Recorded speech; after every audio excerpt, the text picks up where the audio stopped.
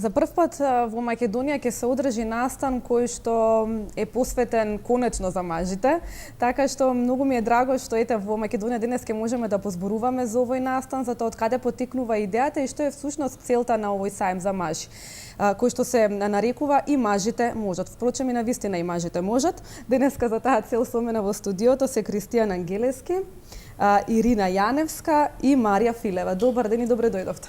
Добро ве најдовме. Благодариме за поканата. Навистина интересен настан, можам да кажам, сајм за мажи каде што логото И мажите можат. Всушност навистина можете. Да, можеме. И тоа можете многу повеќе од што изгледа. Од каде потекнува сета ова идеја за прв пат во Македонија да се организира еден ваков сајм? Идејата доаѓа од една регионална платформа, иницијатива која што се нарекува Men Engage. На македонски е тешко да се преведе, затоа ние го преведуваме како вклучување на мажите и момчињата. Идејата зошто треба да го правиме ова, еве јас како човек кој што доаѓа, како жена која што доаѓа од организацијата што го организира овој настан, морам да кажам дека прекуарно ние пред 2 години правевме часови за готвење и тогаш бевме први во Македонија што излагаме со вакви иновативни пристапи. Уште тогаш увидовме потреба дека треба да се организира курс за готвење за родители што треба да подготвуваат храна за деца. Меѓутоа кога се запознавме со платформата Men Engage која што е поддржана од регионалната канцеларија на Фондот за население на Обединети нации, свативме дека овие две иницијативи може да ги скомбинираме и понатаму идејата се надгради за еве утре да стигнеме да го имаме првиот настан во Македонија кој што освен вештини за готвење ќе нуди и други вештини за пеглање, диплење, за играње, односно квалитетно време поминување со деца на учесниците кои што ќе се пријават, односно на мажите и момчињата од Македонија. Така, зошто се насочивте конкретно кон вакви 3 работилници? Направивте ли претходно некои истражувања? Не се снаоѓаат доволно мажите во готвењето, во средувањето на облеката, па и во чувањето на децата или? Постојат истражувања во македонското општество кои што говорат дека неплатената грижа во домот претежно е како обврска на жените и како резултат на тоа тие си помалку активни на пазарот на труд. Тука нели имплицира дека жените потешко ќе напредуваат во погледот на кариера, токму поради овие обврски во домот. Така да постојат истражувања кои што не наведоа да ги организираме овие работилници, меѓутоа сепак повеќе ние се врзавме околу самиот брендинг, пораките на позитивно татковство, на позитивно родителство. Инаку да, не е само еве имаме тука со нас е гостинка која што ќе зборува за пошироко околу родовата еднаквост, се разбира дека не е само пеглањето и перењето и диплењето нешто што помага во достигнувањето на еднаквост помеѓу мажите и жените, меѓутоа ние се одлучивме еве како еден перформанс, како една порака до јавноста, до медиумите, што се може како се може да го таргетираме ова прашање. Во иднина планираме да ги правиме како курсеви кои што ќе се плаќаат. Значи да можат и на сегашните татковци, идни татковци да се ги усовршат своите вештини преку вакви курсеви кои што се специјализирани.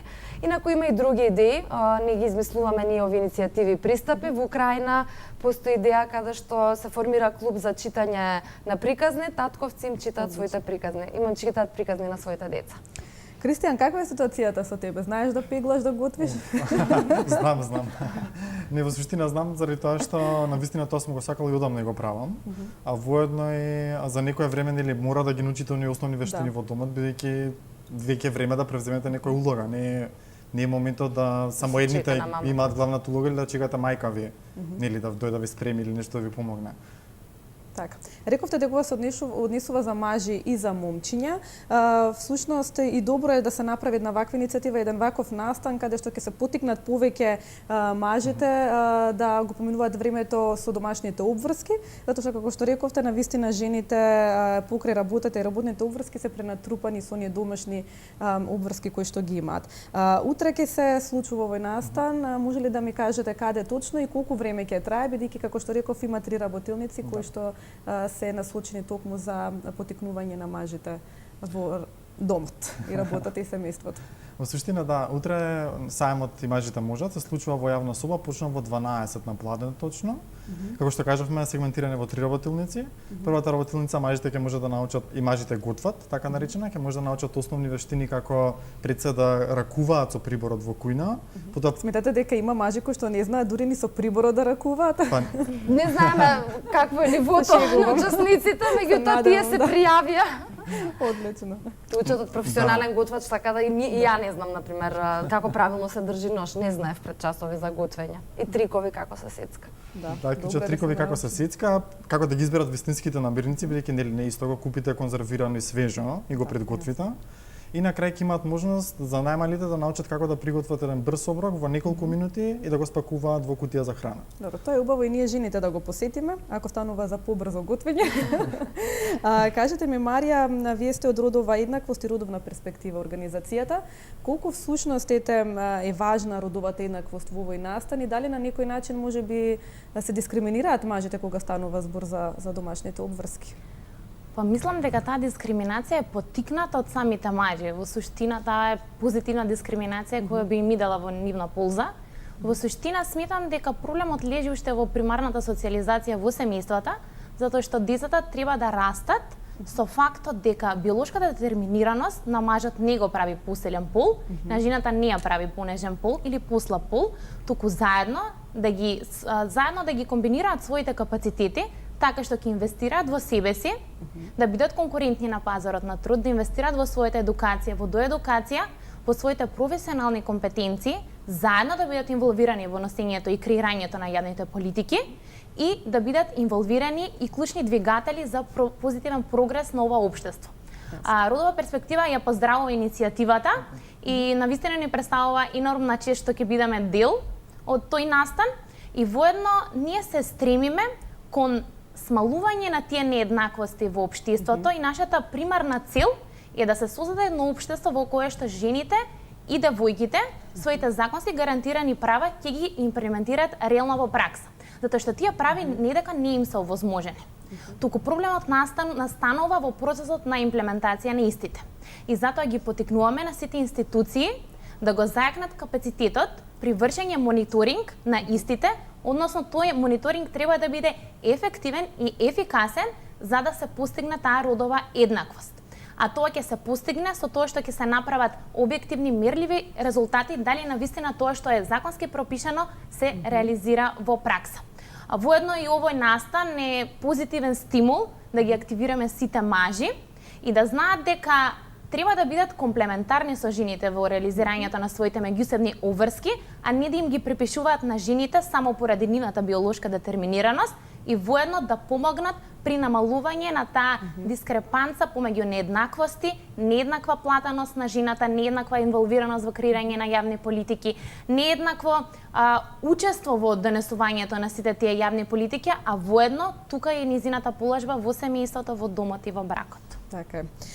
Кажете ми, колку мажи, имате ли конкретна бројка и дали се заинтересирани мажите и момчињата да учествуваат на еден ваков настан и колку досега се пријавија за утрешниот саем на мажи и мажите можат? Ајде машките нека зборат. Во суштина, во моментов дека ние сме во телевизијава, се известуваат оние кои што се прифатени да учествуваат, колегите во позадина кои што го работат тоа. Имаме 3 работници кои што напоменав. Втората е некаде што мажите ќе можат да научат како да пеглаат, пред се да сортираат облигата правилно за перење, да дојдат до моментот за сушење и на крај да испеглаат убаво. Сега тука имаме еден предизвик кој што на мажите кои што ќе дојдат ќе им го дадеме, меѓутоа нема да го откриеме. На крајот кога ќе научат се, ќе им дадеме нешто на брзинка да направат. И третата работилница во суштина у нас за деца која што наменете, како да научиме да ги анимираме децата на правилен начин преку театар на сенки. Во суштина ќе можат тие кои што ќе дојдат двојковци, чичковци заедно да научат како децата да ги анимираат преку игра на сенки, практично да направат од хамер дисачат форма и да научат една приказна да направат со една најобична лампичка. Имаме доста голема заинтересираност.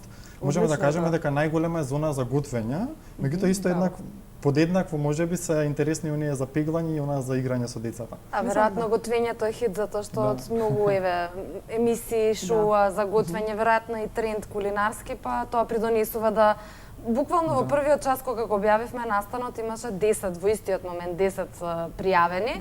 И након настанот има 47.000 прегледи, гледаме дека има голем интерес, луѓето зборуваат, се отвара општествена дискусија како што кажа и представничката од Сдружение Родова перспектива, навистина може да одиме во многу насоки. Нас не е целта да учесниците пројават интерес, да се поведе општествена дебата и понатаму да видиме во какви све насоки може да делуваме. Така. Што е она понатаму што следи од како ќе заврши овој сајм за мажи? Дали ќе имате можеби што некој настан кој што ќе оди во слична насока за социјалите и да не се подзаборави се тоа на кое што мажите можеби го осознале на овие работилници? Она што следува е повторно преку медиумите, преку социјалните мрежи да споделуваме едни позитивни примери.